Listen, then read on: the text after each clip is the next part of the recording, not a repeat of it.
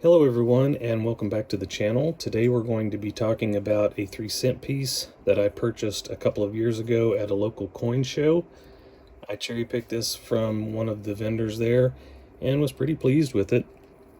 But before I go into details, I wanted to just give you some information about the 3-cent piece in case you are unfamiliar, because this is an older piece of coinage and it is outdated, and of course we don't use it today. So the 3-cent piece was originally designed in 1851 by James Longacre, who we have talked about in a previous video. And the 3-cent piece started out in a silver composition that was 75% silver. Later on it became a 90% silver piece. But then there was also a 3-cent nickel, which was a nickel composition, and that's why they called it a 3-cent nickel. It wasn't a 5-cent piece.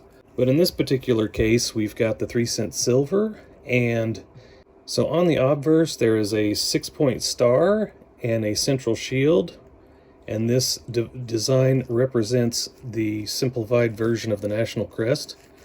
This is also the first coin that did not have Lady Liberty on the obverse. Then on the reverse,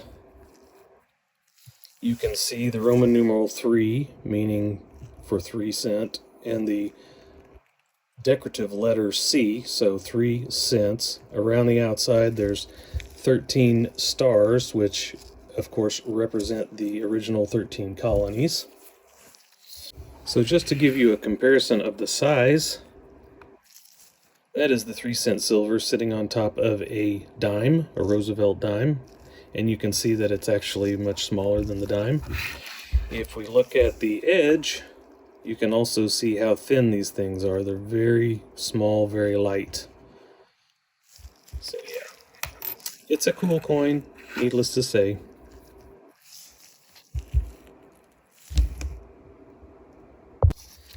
There were some variations in the design as they went throughout the years, but the reason why this particular small coin was created was actually in 1951.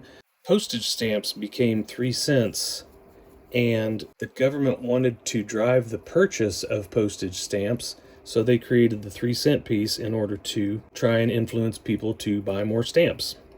So I hope that helps you kind of understand a little bit more about the 3-cent piece and its origin. On this particular one, we have a repunch date, and I am believing that this is the FS302, which is a cherry picker's guide variety. But I'm going to show this to you under the microscope, and we're going to do an overlay of a picture of the actual variety, and I'm going to let you kind of compare with me, because I think it is, but I also want to get your opinion on it. So give me just a second and I'll get the microscope set up, and I will be right back. Okay, so here I have my coin underneath the microscope, and you can see the repunch date here. This 5 has got that extra curl on the outside. The 2, this end right back here, should not be quite this thick on a regular coin. I think there's this part here has been doubled potentially and then smoothed out. This part of the 8 I do not see on the variety that we're looking for, but that looks like it potentially could be part of a repunching.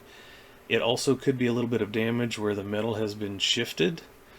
I don't think this is anything here, and the one I don't think is affected at all.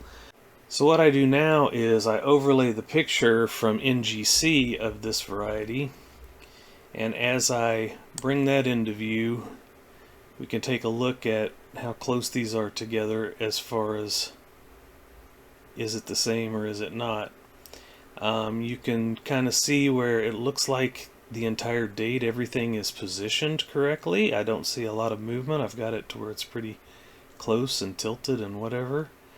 But I will say, when we go here and we look at this part, see how that tail end shouldn't be on that 2. That's the extra repunching out there, so the tail should be smaller and thinner there. Watch when I go back over to my coin, they're still the same thickness, So what I believe is that's potentially that repunching, but then it's been smoothed out from wear in circulation. When we look at on the picture of the variety, we see this part of the 5. It looks pretty close to what I've got on my coin, with a little bit, again, with a little bit of wear there that kind of makes it a little bit more difficult to see. Now the problem comes in with this. If this is part of a repunching, then that's not apparent on this particular picture, as you can see.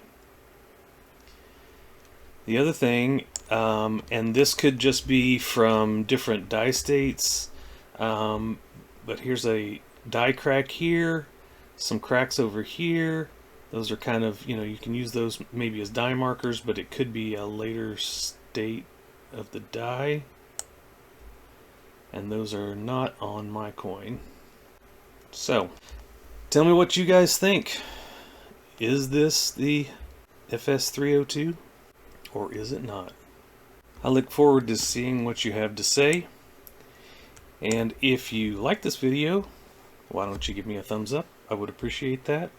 Also, if you are not subscribed to my channel, if you would like to go ahead and do that, I am trying to grow the channel and will bring you more content like this. And I will see you on the next one. Everyone, keep up the good hunt. You watch this thing, you glorious